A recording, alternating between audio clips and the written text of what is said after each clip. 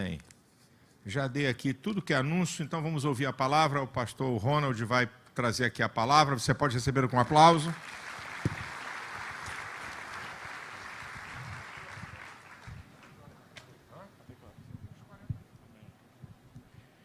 Graça e paz. Boa noite a todos. Abra sua Bíblia.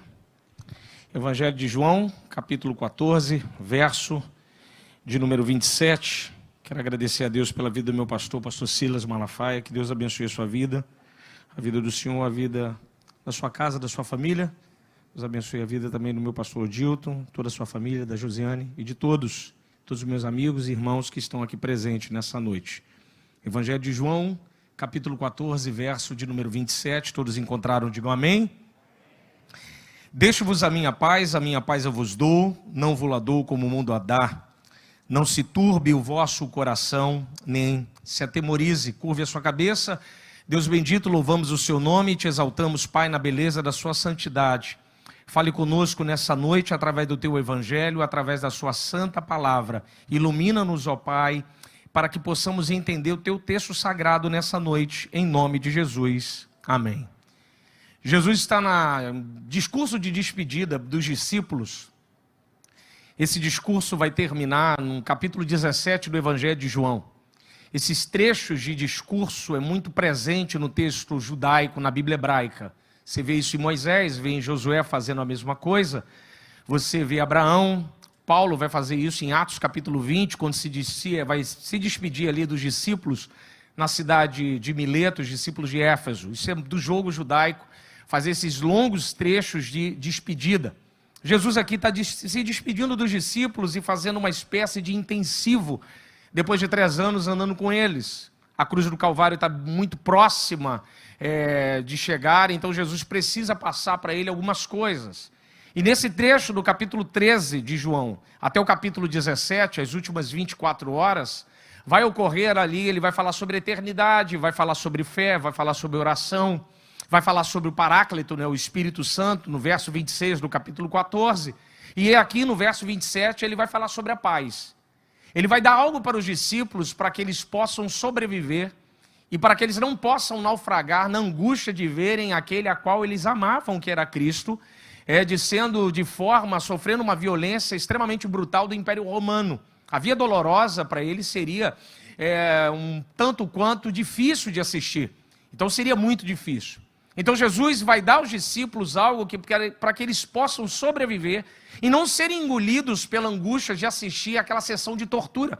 Eu lembro-me muito bem que quando saiu o filme Paixão de Cristo, na época da direção de Mel Gibson, algumas pessoas passaram mal no cinema porque assistiam o filme. E eu lembro dos artigos de teologia da época que falavam que o filme não chegou a 20% da realidade de fato que ocorreu com Jesus Cristo. Então, acompanhar isso pessoalmente, acompanhar toda aquela cena e não poder fazer nada, seria para os discípulos algo muito difícil. Então Jesus vai deixar para eles a paz. Jesus vai falar assim, olha, eu vou deixar para vocês a paz, para que vocês possam sobreviver, para que vocês não sejam engolidos por essa angústia. Só que eu estudando em casa, eu fiz uma pergunta ao texto, como a hermenêutica nos ensina. Eu perguntei, Senhor, que paz é essa que o Senhor deixou para eles? Que paz é essa fez com que os discípulos conseguiram ficar de pé a ponto de não serem engolidos, e o evangelho andou tão forte que chegou na Penha, chegou no Brasil. O evangelho caminhou e eles conseguiram manter o evangelho vivo. Eu falei, Senhor, que paz vitoriosa é essa que o Senhor deixou para eles? Quando você lê o texto, principalmente o Novo Testamento, você tem 3 culturas. Cada uma delas vai analisar e vai dialogar do ponto de vista do que significa paz. No Novo Testamento você tem a judaica, você tem a romana e você tem a grega. Cada uma delas tem uma ideologia, uma visão, um prisma do que significa paz. Você tem os gregos falando sobre o eirene, os romanos falando sobre a pax romana e os judeus falando sobre o shalom. Cada um deles vai falar o que significa paz. A paz dos gregos não é dos judeus, a paz dos romanos não é dos judeus, e os romanos vão dialogar um pouco com os gregos, vão discordar em alguns pontos e vão acrescentar outros. Então, antes da gente entrar aqui no texto, deixa eu ampliar aqui o leque para você pensar a respeito do que significa essa ideia sobre paz entre os povos. Por exemplo, O Herênio, a paz grega, o grande autor que vai falar sobre isso é Homero. Homero é um baita de um autor, escreveu 2 grandes poemas, a Ilíada e a Odisseia. Homero vai fazer a seguinte defesa, que o Herênio grego, a paz grega, ela precisa de 3 coisas: estrutura, organização e dinheiro. Se você não tiver estrutura, organização e dinheiro, você não tem o Herênio. Então Homero defende que a polis, a cidade, Atenas, para ela atingir o Herênio, ela precisa de estrutura, organização e grana. Se não tiver os 3, não atinge o Herênio. Só que dentro do próprio pensamento grego, você vai ter discordância. Platão, no livro A República, vai discordar um pouco de Homero e vai dizer o seguinte: olha, você pode ter até os 3, mas se a cidade tiver guerra, não tem paz. Platão diz que a paz é antítese de guerra. Então, se uma cidade ela tem as 3 coisas, estrutura, organização e grana, e ela estiver em guerra, ela não tem o Herênio. Então, se Atenas estiver com guerra contra Esparta, Atenas não tem a paz prometida por Homero. Ou seja, a paz de Homero é uma paz política, uma paz estrutural. Depende de muita gente. Depende da Assembleia Grega para assinar, para fazer obra. A paz de Platão já não depende só de mim, nem depende dos meus cidadãos da minha cidade, mas depende de uma política internacional. Porque se o meu vizinho tirar minha paz, eu não tenho paz, mesmo eu tendo estrutura, organização e grana. Então, se ele tirar minha paz, eu não tenho, eu dependo de outra pessoa. Então, no conceito grego, para Platão e Homero, a paz é um tanto quanto complexa, depende de muita gente. Mas a própria Grécia tem uma outra paz, já chamada paz mística. Parece língua estranha, tem um jeito de língua estranha, mas não é língua estranha, é só uma palavra diferente. Ele chama de ataraxia. Quem defende isso é Epicuro. Epicuro em 300 a.C., inclusive Paulo vai debater com eles em Atenas, Atos 17, verso 18, com os epicureus e com os estoicos. Epicuro dizia que a paz grega, ela precisa ser verdadeira do ponto de vista da mente. O homem precisa tirar sua mente do corpo para atingir a paz. Quem faz isso muito bem há 20 anos atrás, melhor, quem fez isso muito bem há 20 anos atrás, foi um filme chamado Matrix. Matrix exatamente é o lema de Epicuro. O personagem principal é Neo. Ele está dentro da cidade Zion, mas a mente dele está em Matrix. Então o corpo está desplugado da mente. Falando no nosso carioquês, o que Epicuro está tentando propor é a viajar na maionese. É exatamente isso, uma palavra mais simples para nós aqui. Então para eles a paz é mística, precisa de uma força mental. É quase que Siddhartha Gautama vai dizer, Buda vai dizer. O camarada precisa desplugar a mente e ele precisa estar com a mente em outro lugar, o corpo. Ou seja, para o grego a paz é mística. Para o grego, a paz é política internacional. Para o grego, depende de grana, depende de estrutura. Então, os gregos têm esse tipo de pensamento. E os romanos, a Pax Romana? Roma já pensa diferente. Roma diz o seguinte: é impossível ter paz se não tiver arma. Para ter paz, tem que ter armamento. Uma frase do 6º século de Flávio Vigésio, quem já foi militar, ou quem é militar, conhece muito bem essa frase. Se quiseres paz, prepare-se para a guerra. Isso é lema romano. Roma dizia, não tem como ter paz se não tiver arma. Se você não tiver armamento, você não tem paz. Em 476 depois de Cristo, quando os bárbaros invadem Roma, é porque o exército romano já desfragmentou. Roma já não consegue se manter. Então, para Roma, é impossível não ter paz se não tiver arma. Volta na sua Bíblia, verso 27. Vê se Jesus deixou para os discípulos espada. Dinheiro, terreno, política. Que paz é essa então que Jesus está deixando? Que paz é essa que conseguiu os discípulos sobreviverem em toda aquela agonia e angústia e dor? Que paz é essa? Mas aí você vai ter o shalom judaico. Aí tem o shalom. Os judeus são fantásticos. Você sabe que no Antigo Testamento Deus tem mais de 70 nomes. Nissi, Sebaô, Tsekenu Yavé, El Shaddai, Jirê e tantos outros quanto. Jeová Guimola, muitos não conhecem esse nome, mas é um dos nomes dele. E você tem o Jeová Shalom. A primeira ocorrência do Jeová Shalom na Bíblia hebraica, no Antigo Testamento, se você quiser anotar, Juízes capítulo 6, verso de número 24. O anjo do Senhor, a teofania, no verso 23 de Juízes 6, apresenta-se a Gideão e diz, Pai seja contigo. E Gideão vai sacrificar ao Deus e vai chamar o Senhor da paz, Jeová Shalom. É a primeira ocorrência do Senhor da paz. Ou seja, Gideão está num lema de guerra e ele não conclama o Senhor dos exércitos. Ele levanta um altar ao Deus da paz. Aí eu em casa, eu perguntei o texto, eu falei, mas por que Gideão faz isso? E o Espírito do Senhor falou de uma maneira muito interessante no meu coração. Ronald, você quer resolver seus problemas para ter paz? Ou você quer ter paz para resolver seus problemas?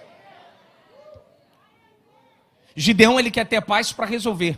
Porque o homem sem paz, ele não encontra saída. Mas o homem com paz, ele encontra saída até onde não tem. Gideão precisa ter paz para poder pensar, para poder refletir, para poder agir. Então ele conclama ao Jeová Shalom. Porque no conceito judaico, a paz judaica, você só pode ter a paz se Deus tiver. Se Deus te der a paz. Por isso que o anjo do Senhor aparece para Gideão e diz assim: paz seja contigo. Porque Gideão não tem, mas naquele momento que o anjo aparece para Gideão e dá a paz para ele, ele recebe a paz. No conceito então judaico é o seguinte: você pode morar na melhor casa do Brasil, você pode ter melhor segurança armada, você pode morar no Principado de Mônaco, você pode ter toda a estrutura, mas se Deus não te der paz, você não tem. Agora vocês podem estar vivendo em um momento difícil da sua vida, mas quando Deus te dá paz, ninguém consegue tomar isso de você. Aleluia! Aleluia!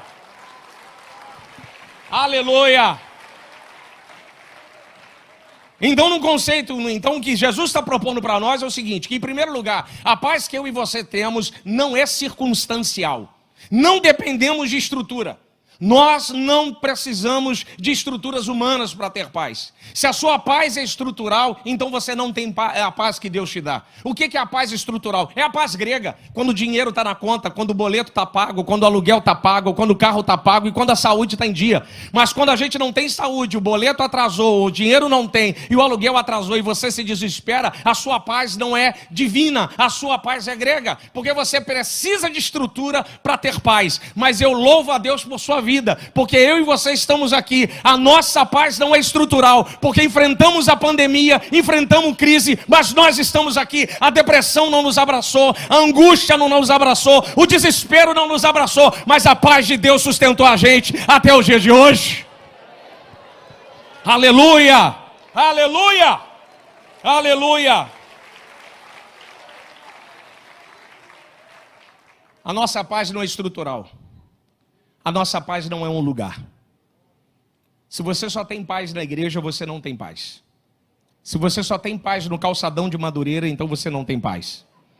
Ou no calçadão de Coelho da Rocha, ou lá na minha cidade lá, ou no calçadão de Alcântara, lá em São Gonçalo, lá do outro lado da poça. Se você só tem paz em Saquarema, na sua casa, ou em Cabo Frio, ou na sua casa lá em Orlando, então você não tem paz. Se você só tem paz quando vem à igreja domingo ou terça-feira, você não tem paz. Se a sua paz é lá na Piazza de São Marco, em Veneza, vendo o pôr do sol junto com a sua família, então você não tem paz. A minha e a sua paz não depende de lugar. Aonde nós estivermos, aonde eu e você estivermos, teremos a paz que Deus nos deu. Aleluia! A nossa paz não é um lugar, não é um endereço, não é um CEP. Eu acho interessante no texto, porque o texto já me carrega para a ideia de, se a paz não é um lugar, a nossa paz não depende de lugar. Então, você pode estar num hospital, você pode estar numa delegacia, ou de repente enfrentando um problema. Você pode estar no meio de um engarrafamento, dentro de um supermercado. Aonde você estiver, haverá paz sobre a sua vida. Então deixa eu ser profeta, que haja paz no seu casamento, que haja paz da sua família, que haja paz na sua casa, que haja paz na sua rua, que aonde você estiver, por onde você passar, eu não sei o que você está vivendo, mas que a paz de Deus venha inundar a sua mente, a sua vida, que a paz de Deus venha reinar aonde você estiver, que ela venha fluir de uma maneira excelente sobre você. Aleluia! A nossa paz não é momentânea, a nossa paz não depende de um calendário, de uma data. Se você depende de lembranças do passado, fazer uma reminiscência para trazer paz sobre a sua vida, então não é paz. Isso é Epicuro. Você faz força na mente para ter paz. A nossa paz não é de momento. Todos os dias temos paz. Terça, segunda, janeiro, fevereiro, março, meia-noite, 3 horas da tarde, de manhã, 15 horas, não importa o momento, a gente vai ter paz. Existe uma história muito interessante que eu participei de um livro, escrevi até esse relato. John Wesley e Charles Wesley fizeram uma viagem para uma ilha para poder falar do Evangelho. E eles enfrentam então uma tempestade muito grande. E quem está no barco é o pessoal dos irmãos morávios. Quem quiser estudar, pode pesquisar, que é uma baita história. Zinzendorf é um negócio fenomenal dos irmãos morávios. Então eles enfrentam uma tempestade e desse momento, quando ele está dentro do barco, John Wesley e Charles Wesley, pastor Silas, eles olham assim para os irmãos moráveis e eles estão em paz. Eles estão cantando Hosana, bendito o que vem. No meio de uma tempestade, eles cantam Hosana, bendito o que vem. E Charles Wesley e John Wesley estão em pânico diante daquela tempestade. Quando o barco atraca, John Wesley e Charles Wesley, já um grande avivalista, pregador da Baixada, o homem estava virando tudo quanto é lugar que pregava, aí chegou perto lá dos irmãos moráveis e então perguntou: como é que vocês não tiveram medo do barco naufragar? Porque os relâmpagos cortavam de um lado para o outro, a onda entrava e saía do outro lado, e vocês não tiveram medo do barco naufragar? E os irmãos moráveis falam para ele: impossível ter medo. Porque Deus havia dito para nós que viríamos a essa ilha pregar o evangelho. Não é uma tempestade que pode afundar o barco quando Deus diz que vai enviar. Aí o que Charles Wesley faz? Escreve uma música, Se o Trovão e o Mar Erguendo Vem. Essa música foi escrita exatamente em cima dessa ideia. Porque para os irmãos moráveis, a paz não é um momento. O fato de você ter a paz de Deus não significa ser isento de guerra. Jesus está dando a paz para os discípulos e a cruz está chegando. Jesus está dizendo: eu vou te dar algo, mas eu não vou tirar você desse mundo. Você vai viver nesse mundo, a guerra vai ficar forte, mas o do lado externo é uma coisa, o que é interno de você não vai ser perdido. Porque eu vou te dar essa paz, aleluia. E ele disse para nós na sua Bíblia: a minha paz eu vos dou. É um presente, é um gift, é um dom. Ele está dizendo que ele nos deu, está ao nosso alcance. Ele não nos emprestou, não tem um taxímetro ligado, para a qualquer hora ele pega, não é sua. Eu e você temos isso para mim e para você. É o nosso, irmão, é um presente de Deus para nós. Deus te deu isso. E a paz é algo tão poderoso, que seres humanos não conseguem fazer algo simples sem a paz. Simples não é comer, porque depende de você fazer alguma coisa, buscar alimento. Qual é algo mais simples do ser humano? Dormir. Dormir é algo mais simples. Tem gente que tem uma facilidade de dormir até em pé no trem. Esse aí tem paz sobrando. Tem gente que tem uma facilidade enorme para dormir. Mas tem gente que não. Mesmo com todo o conforto de uma boa cama, um ar-condicionado, numa boa estrutura, e a pessoa não consegue dormir. Falta de dinheiro? Não, ele tem. A conta está paga, está tudo direitinho. Mas por que ele não dorme? Falta paz. Porque um homem sem paz, ele não dorme. Em paz me deitarei, em paz dormirei, porque só tu, Senhor, me faz habitar em segurança. Salmo de número 4, verso 8. Eu acho interessante uma história, Atos capítulo 12, verso de número 6. Pedro vai morrer no dia seguinte, dá uma olhada no seu texto. Tiago já tinha morrido. Herodes ia matar Pedro. Olha na sua Bíblia o que está escrito aí. A Bíblia diz que Pedro dorme entre dois soldados. O camarada vai morrer no dia seguinte, ele dorme. Você dormiria?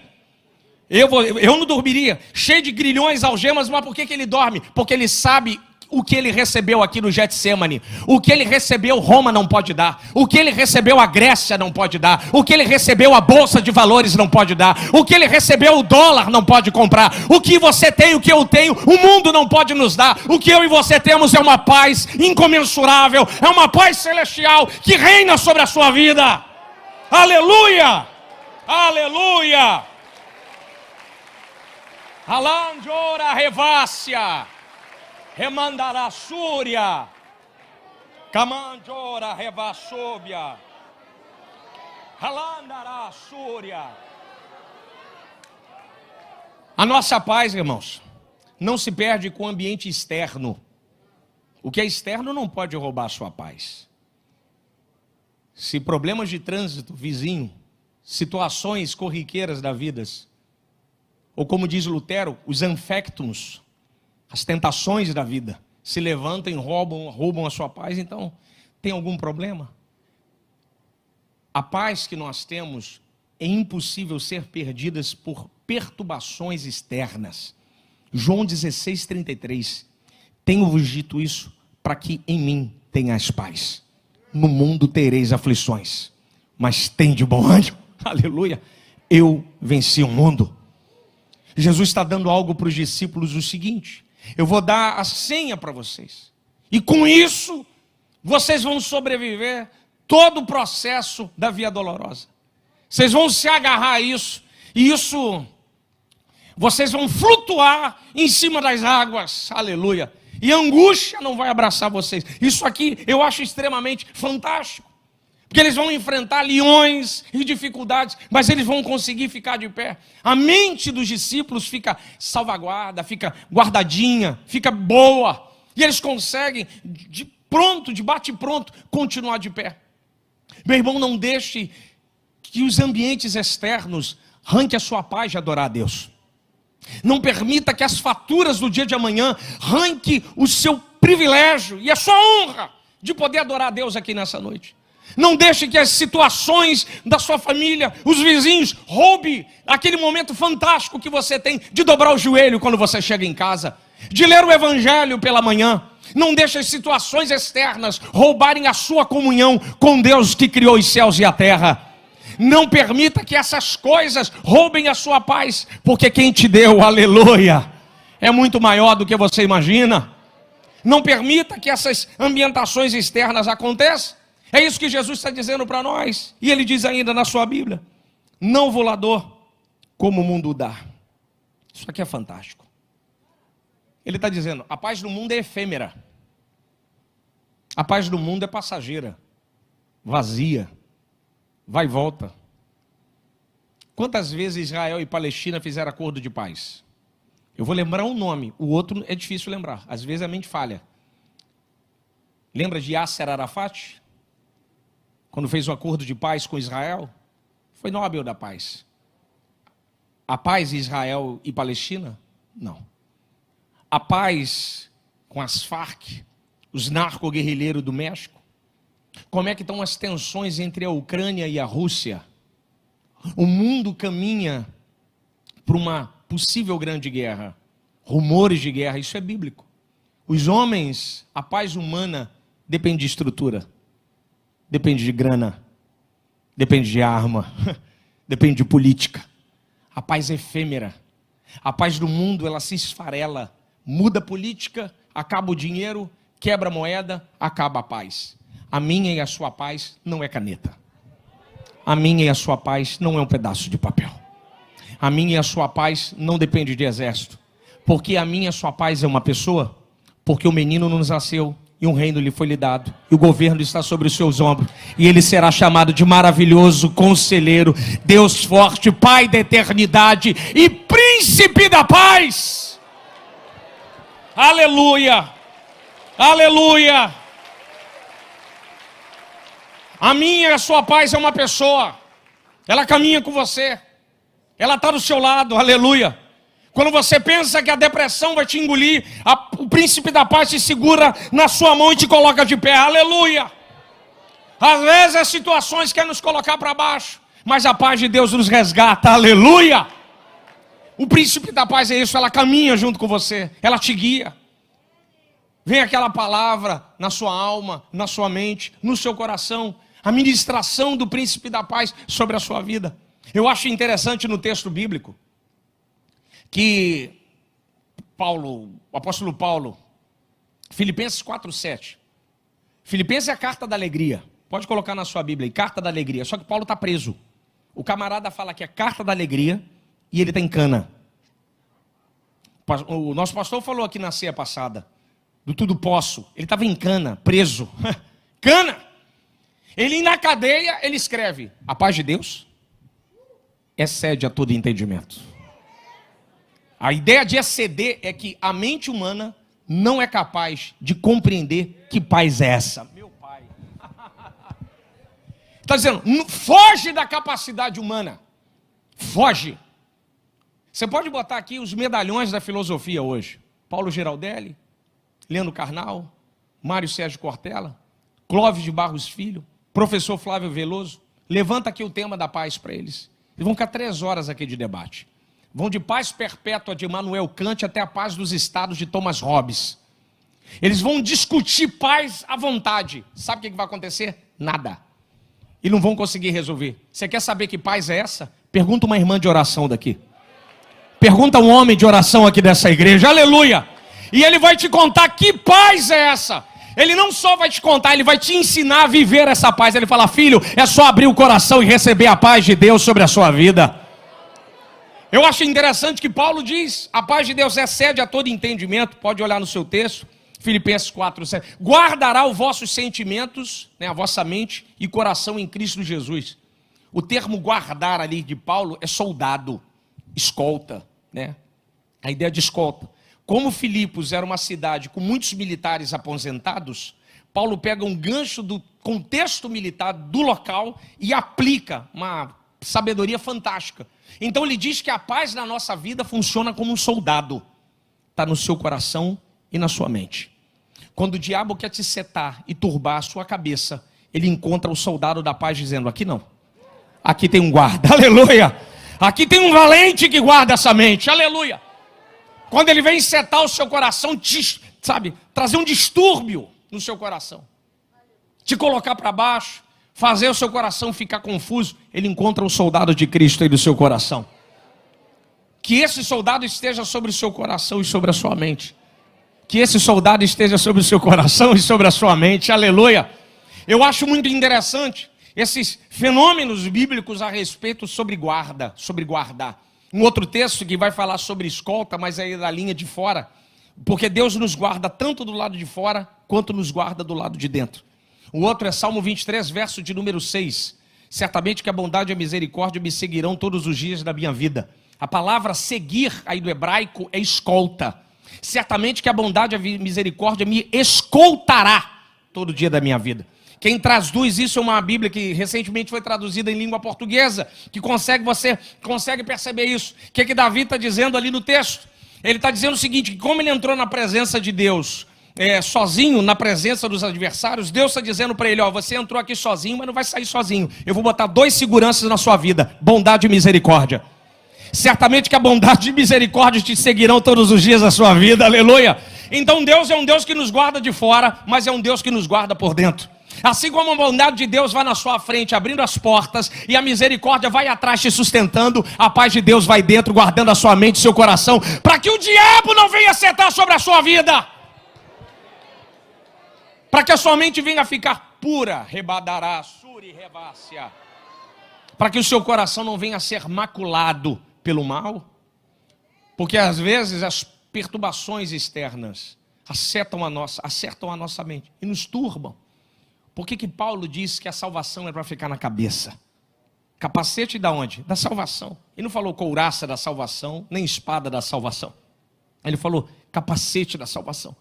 Por que ele está dizendo? Filhão, se você levantar de manhã e não tiver a salvação da cabeça e encarar o Rio de Janeiro, você vai ficar louco. Mas quando você levanta de manhã e encara o Rio de Janeiro, você fala assim: parece que está tudo fora do lugar, mas não está não. Deus está no trono, reinando com poder e glória. Deus tem tudo sob controle das suas mãos, aleluia. Ele é o dono de todas as coisas. Porque se a gente não tiver essa paz na mente, essa paz no coração, a gente não consegue resolver as coisas da vida. A gente não consegue orar. A gente não consegue planejar, se organizar na vida. Ter o coração calmo, o coração em paz, para poder resolver esses dilemas na vida. Essa questão da paz judaica, dessa paz do shalom judaico. Se você quiser anotar na sua Bíblia, um outro texto que fala sobre isso é 1 Reis 4, 25. Ali Salomão vai falar, o texto de Reis, de 1 Reis, fala a respeito da paz messiânica. É o único texto no Antigo Testamento que fala da paz messiânica na sua completude. Você pode ler aí na sua Bíblia, 1 Reis 4, 25. Ele vai falar sobre a completude, vai falar que Judá, o norte de Israel e o sul estão alinhados, estão sentados debaixo da figueira, da videira, estão tudo em paz. O que o texto está querendo dizer é sobre a completude da paz. Porque o shalom judaico, igreja, meus irmãos, não é só, não fica só fixo de dar a paz para nós. Porque no conceito judaico, a paz é algo completo. Nada faltando, nada quebrado e tudo no lugar. O shalom judaico é isso. Nada faltando, nada quebrado e tudo no lugar. Que o shalom venha sobre a sua vida. Nada faltando, nada quebrado e tudo no lugar. Aleluia. Que nada falte, nada quebre, esteja tudo no lugar. Aleluia. Quem recebe essa palavra? Que nada falte, nada quebre, esteja tudo no lugar. porque esse é o princípio do reino. A paz que Jesus está dando para os discípulos no verso 27 é uma paz com molde messiânico. O castigo que nos traz a paz estava sobre ele. Isaías já falava sobre a paz messiânica. Ezequiel vai falar em 37 sobre a paz messiânica. Os grandes profetas falavam sobre a paz messiânica. Muitos acreditavam que era através da guerra, do armamento. Não. O que Jesus estava dando aos discípulos, ninguém conseguia dar. Só Deus pode dar. Eu acho isso de maneira muito complexa e muito bonita, muito poderosa. Porque nesse tempo de pandemia, infelizmente o que eu mais vi foram pessoas que desistiram do caminho da fé. Porque um boleto atrasou. Porque alguém se perdeu a vida. Infelizmente, a gente teve vidas que foram perdidas por causa dessa doença maligna. Mas pessoas abandonaram a fé por causa disso. Porque perderam o seu recurso, porque alguma coisa atrasou, porque alguma coisa quebrou. E as pessoas abandonam a fé. Eles entendem que a fé, a paz, é uma paz de estrutura. Mas quando eu olho para você, quando eu olho para você aqui dentro, quando eu olho para cada um de nós, eu percebo que você e eu também tivemos os nossos dilemas, as nossas dificuldades. As nossas lutas foram reais, foram verdadeiras. Mas por que eu e você estamos aqui? Não é porque o gerente do banco ajudou a gente. Não é porque o médico foi gente boa. É porque a gente se sustentou no príncipe da paz. Porque se a gente não se abraça a essa paz verdadeira, essa paz fantástica, nós não estaríamos aqui. Porque às vezes a angústia nos abraça e nos puxa para baixo. Infelizmente acontece isso. E o que vai acontecer com os discípulos na sua Bíblia? João capítulo 20, verso de número 19. O texto vai dizer, eu vou ler aqui com vocês. Ao cair da tarde daquele dia, o primeiro dia da semana, trancados as portas da casa, onde estavam os discípulos com medo dos judeus, veio Jesus e pôs-se no meio deles e disse: Pai, seja convosco. Esse texto é interessante porque os discípulos estão dentro de casa, trancados, provavelmente no cenáculo, aonde vai acontecer o Pentecoste, que nós cantamos aqui no louvor, provavelmente o mesmo lugar onde Jesus fez a ceia, que seria a casa de Maria, João Marcos, como vão dizer alguns autores. Então eles estão dentro de casa trancados. O texto diz aí, no verso 19 de João capítulo 20, que eles estavam com medo, pastor, estavam com medo dos judeus. Jesus tinha dado a paz para eles, mas eles não colocaram a paz ativa. Mas olha aqui o que diz o texto. Jesus surge no meio deles e diz: Paz seja convosco. Naquele momento que Jesus diz: Pai seja convosco, a igreja, os discípulos mudam, eles vão para fora. Porque é assim que acontece na nossa vida. Quando a paz entra, o medo vai embora.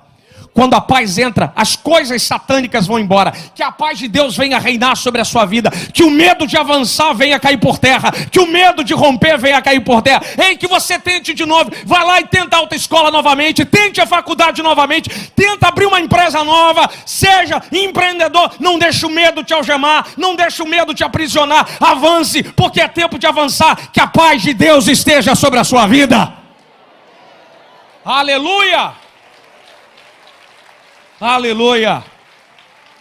Já caminhando para o final aqui.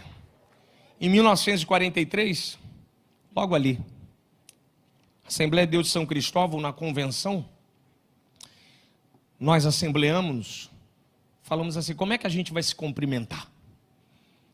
Foi resolvido aqui, em 43. Nosso cumprimento, a paz do Senhor, é um cumprimento judaico, né? Shalom Adonai. Interessante que os judeus dizem o seguinte: olha, se você der paz e a outra pessoa não tiver, pode dar, porque a paz que está sobre você, passa para ela. Então aonde você chegar, aonde você for, mesmo que ninguém lhe retribua a mesma palavra, mas a paz que estiver sobre você, vai também para aquele lugar. Amanhã você chega no seu trabalho e declare a paz sobre aquele lugar. Declare a paz hoje sobre a sua casa e sobre os seus filhos. Declare a paz de Deus sobre aquela rua e toda a guerra vai cessar. Declare a paz sobre seus filhos, sobre a sua família, aleluia. Estenda a sua mão e declara: que haja paz no meu trabalho, que haja paz na minha vizinhança, que haja paz nessa cidade, que haja paz na comunidade, que haja paz entre os meus familiares, que haja paz sobre a sua vida, que a paz de Deus esteja com você, em nome de Jesus, que Deus te abençoe.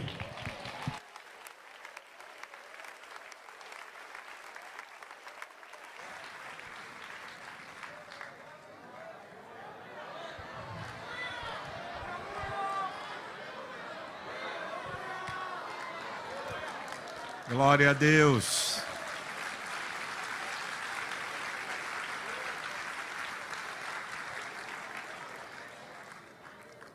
Engraçado que o pessoal paga uma grana para ouvir um coach treinar sobre paz. E o coach que treina sobre paz não tem paz. Mas o coach que treina sobre paz, ensina sobre paz, mas não tem paz. E o coach que ensina sobre paz usa tudo, menos a Bíblia. Minha gente, meus irmãos, povo da ADVEC, eu pergunto para você, quanto vale receber uma palavra baseada na palavra de Deus para edificar você? Eu garanto para você que você sai daqui com entendimento melhor sobre paz, e não apenas com entendimento, com a convicção que você tem a paz que ninguém pode te dar. Aleluia! Glória a Deus.